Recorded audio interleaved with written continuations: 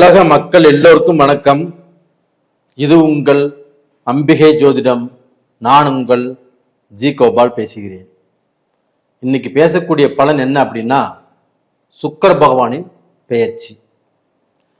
இந்த சுக்கிர பகவானின் பெயர்ச்சி ஆகப்பட்டது மேசத்திலிருந்து பெயர்ச்சியாகி ரிஷபத்துக்கு வர்றாங்க. அதாவது ஜூன் மாதம் 29ஆம் தேதி பெயர்ச்சியாகி ஒரு 28 நாள் சுக்கிர பகவான் ஆகப்பட்டது ரிஷபத்தில் இருப்பாங்க. அப்ப அந்த சுக்கிர பகவான் ரிஷபத்தில் இருக்கிறதுனால இந்த தனுசு ராசிக்காரங்களுக்கு என்ன பலன் நடக்கவிருக்கிறது அப்படிங்கிறதா இந்த பதிவில் பார்க்க போறோம். இது போக நிறைய நேயர்கள் என்னை ஃபோன் பண்ணி கேட்டுட்டாங்க, என்ன சார் சுக்கிர பகவானுடைய பெயர்ச்சியை மாதம் மாதம் போட்டுட்டு இருக்கிறீங்க, ஏதாவது இப்போ ட்ரெண்டுங்களா அப்படின்னு கேட்குறாங்க. அப்படி எதுவுமே இல்லை. இந்த சுக்கிர பகவானுடைய பெயர்ச்சியை மாதம் மாதம் போடுவதற்கு என்ன காரணம் அப்படின்னா, சுக்கிர பகவான் அப்படிங்கிற கிரகம் நவகிரகங்களில் ரொம்ப ரொம்ப முக்கியமானது. அந்த சுக்கிர பகவான் நம்மளுடைய ஜாதகத்துல நல்லா இருந்தால் மட்டும்தான் ஒரு சுகபோக வாழ்க்கை, ஒரு சந்தோஷமான வாழ்க்கை, ஒரு நிம்மதியான வாழ்க்கை, காரு, பங்களா, வீடு, வசதி, இது எல்லாமே ஒருத்தருக்கு கிடைக்குது. ஒருத்தர் திருமணம் பண்ணி நல்லா இருக்கிறாங்க, அதுல சந்தோஷமா வாழ்ந்துட்டு இருக்கிறாங்க அப்படின்னா மொத்தத்துல எல்லா விதமான சந்தோஷத்துக்கும் காரணம் இந்த சுக்கிர பகவான் தான். அந்த சுக்கிர பகவானை பத்தி நம்ம தெரிஞ்சுக்க வேண்டாமா? அதனாலதான் இந்த சுக்கிர பகவானுடைய பெயர்ச்சியை பத்தி போட்டிருக்கிறோம். சிலருக்கு சுக்கிர பகவான் ஜாதகத்தில் சரியில்லை, அழுமூஞ்சியா இருப்பாங்க, ஒரே துக்கமா இருக்கும், ஒரு நல்ல திருப்தியே இருக்காது, ஒரு நல்ல கலை இருக்காது, நல்ல சாப்பாடு கிடைக்காது, நல்ல படுத்து தூங்குறதுக்கு இடம் கிடைக்காது, நோய் நொடியா இருப்பாங்க, பிணிப்பிடையா இருப்பாங்க, அவங்களுக்கு ஒரு நிம்மதியே இருக்காது. இது சுக்கிர பகவான் அவங்களுடைய ஜாதகத்துல கெட்டு இருந்துச்சுன்னா. ஒரு சிலருக்கு பார்த்தீங்கன்னா இந்த கலைத்தொழில், டிவியில, மீடியால வருவாங்க. அவங்களுக்கு பார்த்தீங்கன்னா சுக்கிரன் ஆட்சியாகவோ உச்சமாகவோ நீச்சபங்க ராஜயோகத்திலேயோ இருந்தால் மட்டும்தான் அவங்க அதில் ஃபேமஸ் ஆக முடியும், புகழடைய முடியும், நல்லா சிறப்பாக இருக்க முடியும். இதுக்கு ஒரு உதாரணம் சொல்றேன். நடிகர் சிவகார்த்திகேயன் அவர் குறுகிய நாளில் ரொம்ப புகழின் உச்சியில் எல்லாரும் பார்த்து பெருமைப்படக்கூடிய அளவுக்கு நல்லா சிறப்பா வந்திருக்கிறார். ஒரு சின்ன பையனை கேட்டாலுமே சிவகார்த்திகேயன் யாருன்னா கண்டிப்பா தெரியக்கூடிய அளவுக்கு இன்னைக்கு அவர் வளர்ந்திருக்கிறார்.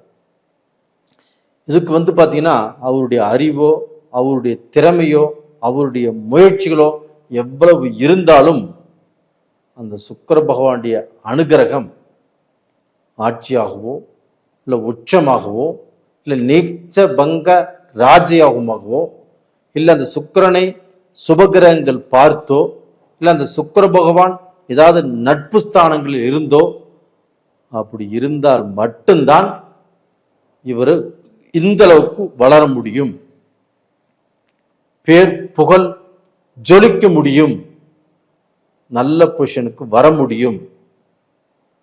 அப்போ அந்த ஜாதகத்துல அவருக்கு சுக்கிர பகவான் நல்லா இருக்குதுன்னு அர்த்தம். அது போக எத்தனையோ பேர் இப்போ அவங்க அப்பா, அவங்க தாத்தா எல்லாமே சினிஃபீல்டில் இருந்திருப்பாங்க. அவங்களுடைய மகனையும் சினிஃபீல்டில் இறக்கி விட்டுருப்பாங்க, இல்லை மகளையும் இறக்கி விட்டுருப்பாங்க. அவங்களும் சினிஃபீல்டில் ஓரளவுக்கு வந்திருக்கிறாங்க, ஆனால் பெரிய லெவலில் இல்லை. இதே அதுலேயுமே சுக்கிர பகவான் நல்லா இருக்கிறவங்க நல்ல லெவலுக்கு வந்திருக்கிறாங்க.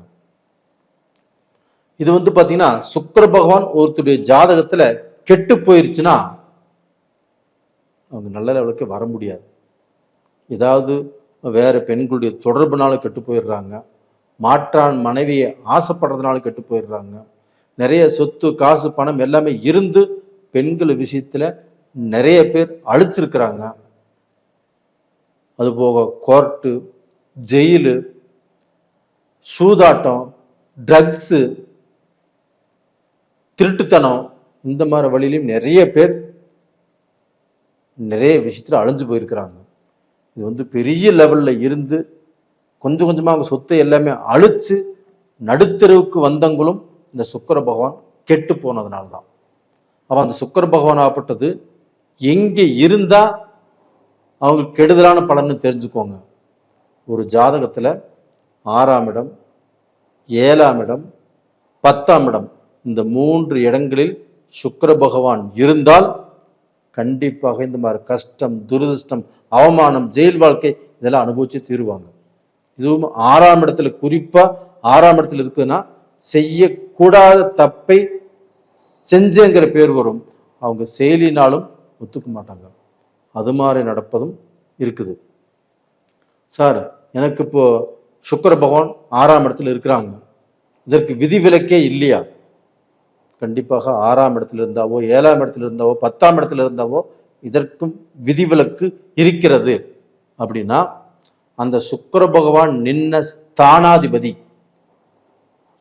ஆட்சியாக இருந்தோ, உச்சமாக இருந்தோ, இல்லை நீச்சபங்க ராஜயோகத்தில் இருந்தோ, இல்லை அந்த சுக்கிர பகவானை ஏதாவது சுபகிரகங்கள் பார்த்தோ இருந்தால் இந்த மாதிரி பிரச்சனைகள் வருவதற்கு வழி இல்லை. நீங்க தப்பிச்சுக்கலாம். அப்படி இல்லைன்னா இந்த பிரச்சனைகளை அனுபவிச்சு தீரணும். அந்த சுக்கிர பகவான் அந்த இடத்துல இருந்து அந்த தசை நடந்தோ, அந்த புத்தி நடந்தோ, அது மாதிரி சில விஷயங்கள் ஆகப்பட்டது இருக்குது. இன்னுமே ஒன்று பார்த்தீங்க, சுக்கிர பகவானுக்கு ஒரு ரொம்ப ரொம்ப முக்கியமான யோகம், ரொம்ப ஸ்பெஷலான யோகம். என்ன யோகம் அப்படின்னா, சுக்கிர பகவானுக்கு மட்டும்தான் நவகிரகங்களிலேயே இறந்தவர்களை உயிர் கொடுத்து எழுப்பக்கூடிய சக்தி அந்த சுக்கிர பகவானுக்கு மட்டும்தான் இருக்குது. அப்ப இறந்தவர்களை பிழைக்க வைக்க முடியும். அப்ப அந்த சக்தி ஆகப்பட்டது சிவபெருமானுகிட்ட இருந்து அந்த அவதாரத்தின் மூலியமாக அந்த சுக்கிர பகவானுக்கு அந்த அமைப்பு கிடைச்சது. இதனாலதான் பெண்கள் அந்த சுக்கிர பகவானை கும்பிட்டு வந்தாங்கன்னா அவங்களுடைய கணவனுக்கு ஆயுள் ஜாஸ்தி அப்படின்னு இன்னைக்கு வரைக்கும் நம்ம ஐதீகத்தில் படிச்சுட்டு இருக்கிறோம். அது மாதிரி எல்லாருமே சுக்கிர பகவானை கும்பிட்டுவாங்க, தன்னுடைய கணவன்மார்கள் நல்லா இருப்பாங்க. இதே குரு பகவானுக்கு கூட இந்த மாதிரி வரம் கிடைக்கல. குரு பகவான் கிரகங்கள்ல முழு சுபகிரகம். அதே சமயத்தில் குரு பகவானுக்கு மருமகன் தான் இந்த சுக்கிரன். இருந்த போதிலும் குருவும் சுபகிரகம் தான், சுக்கிர பகவானும் சுபகிரகம் தான். இப்போ இந்த தனுசு ராசிக்காரங்களுக்கு இந்த சுக்கிர பகவானுடைய பலன் எப்படி இருக்குன்னு பார்க்கலாம். இந்த சுக்கிர பகவான் ஆப்பட்டது தனுசு ராசிக்கு 6ஆம் இடத்துல இருக்கிறாங்க. 6ஆம் இடத்துல இருக்கிறாங்கன்னா இப்பதான் சொன்னேன், 6ஆம் இடத்துல இருந்தால் வம்பு, வழக்கு, பெண் பிரச்சனை, போலீஸ் ஸ்டேஷன், கோர்ட்டு கச்சேரி, ஜெயிலு, ட்ரக்ஸ், இது மாதிரி பிரச்சனை வரும்னு சொல்லி சொன்னேன். ஆனா இப்போ அந்த தனுசு ராசிக்கு 6ஆம் இடத்துல தான் அந்த சுக்கிரன் இருக்கிறாங்க. அந்த பிரச்சனையெல்லாம் வரணும் இல்லையா? ஆனா வராது. எப்படி சார் வராது அப்படின்னு கேட்குறீங்களா? அந்த சுக்கிரன் நின்ன ஸ்தானம் அந்த சுக்கிரனுடைய சொந்த வீடு. சுக்கிரன் அந்த வீட்டில் ஆட்சி. அப்ப 6ஆம் இடத்துல ஒரு கிரகம் ஆட்சி ஆயிடுச்சு, அதுவே சுக்கிர பகவானா போயிட்டாங்க. அதனால தனுசு ராசிக்காரங்களுக்கு இந்த சுக்கிர பகவான் ஆட்சி ஆனதுனால கண்டிப்பாக இந்த கெடுதல்ல இருந்து தப்பிச்சுட்டாங்க, இந்த பிரச்சனையிலிருந்து தப்பிச்சுட்டாங்க. அப்போ அவங்க தவறான வழியில போறதோ, கடன் படுறதோ, ஜெயில் வாழ்க்கை வாழ்றதோ, இது எல்லாமே இவங்களுக்கு நடக்காது. இது போக குரு பகவான் 7ஆம் இடத்துல இருந்து 7ஆம் பார்வையாக தன்னுடைய சொந்த வீட்டையே தனுசு ராசியை பார்க்கிறாரு. இது 2வது யோகம். அது போக அதே சுக்கிர பகவான் ஆப்பட்டது தன்னுடைய 7ஆம் பார்வையாக தனுசு ராசிக்கு 12ஆம் இடத்தை பார்க்குறாங்க. அந்த 12ஆம் இடம் என்பது என்னென்னா அயன சயன போகஸ்தானம். நல்ல நிம்மதியான உறக்கம், நல்ல சந்தோஷம், நல்ல இல்லற வாழ்க்கை, கணவன் மனைவியும் ரொம்ப திருப்தியாக இருக்கிறது. இது போக வெளிநாட்டில் செட்டில் ஆகிறது, இங்கிருந்து வெளிநாடு போய் வாழ்வது, இங்கிருந்து வெளிநாடு போனவங்க இப்போ Singapore, Malaysia, Australia, Canada, USA, London, German, Switzerland, Japan, இன்னும் எத்தனையோ கண்ட்ரி இருக்குது. இங்கெல்லாம் போனவங்க எல்லாருமே தனுசு ராசிக்காரங்கள் கண்டிப்பாக அவர்கள் வாழ்க்கையில் அவர்கள் ஜெயித்து நல்ல பொசிஷனுக்கு வரக்கூடிய வாய்ப்புகள் இருக்கிறது. அவங்க அந்த நாட்டில் ஒரு பிரஜையாகணும்னு நினச்சாலும் சரி ஆகலாம். அது போக அந்த நாட்டில் சொத்து வாங்கணும்னு நினச்சாலும் சரி, ஒரு வீடு வாங்கணும்னு நினச்சாலும் சரி வாங்கலாம். அந்த நாட்டில் சம்பாதிக்கணும்னு நினச்சாலும் சரி சம்பாதிக்கலாம். ஒரு நாட்டுக்கு இன்னொரு நாட்டுக்கு போகணும், இங்கே நம்ம வேலை செஞ்சோம், நமக்கு கரெக்டான திருப்தி கிடைக்கல, வேறு நாட்டில் வேலை செய்யலாம் அப்படின்னு நினச்சாலும் செய்யலாம். கணவன் மனைவி பிரிஞ்சிருந்தாங்கன்னா இப்போ ஒன்றாக சேர்ந்து வாழலாம். அதற்குண்டான வாய்ப்புகள் தனுசு ராசிக்காரங்களுக்கு ரொம்ப நல்லா இருக்குது. அப்போ குழப்பம் இல்லாமல் நிம்மதியாக இத்தனை நாள் இருந்த குழப்பங்கள் தீர்ந்து ஒரு மன நிம்மதி, மன சந்தோஷத்தோடு வாழ்வதற்குண்டான வாய்ப்புகள் நல்லா இருக்குது. நேயர்களே, இந்த பதிவு பிடிச்சிருக்குன்னு நினைக்கிறேன். லைக் பண்ணுங்க, சப்ஸ்கிரைப் பண்ணுங்க, எல்லாத்துக்கும் ஷேர் பண்ணுங்க. நிறைய பேர் இந்த பதிவை பார்த்துருப்பீங்க. இதற்கு முன்னாடி நிறைய பதிவுகள் உங்களுக்கு போட்டிருக்கிறோம். நீங்கள் எல்லாருமே பார்த்து எனக்கு ரொம்ப ஆதரவு கொடுத்துட்ருக்கிறீங்க, சப்ஸ்கிரைப் பண்ணிக்கிறீங்க. உங்கள் எல்லாத்துக்கும் என்னுடைய மனமார்ந்த நன்றிகள். நிறைய பேர் ஜாதகம் அனுப்பிச்சிருக்கிறீங்க, பார்த்து சொல்கிறேன். அது போக உங்களுடைய லக்னம், உங்களுடைய ராசி, உங்களுக்கு என்ன தசை நடக்குது, என்ன புத்தி நடக்குது அப்படிங்கிறதையும் உங்களுடைய ஜாதகத்தில் நீங்கள் பார்த்து தெரிஞ்சுக்கோங்க.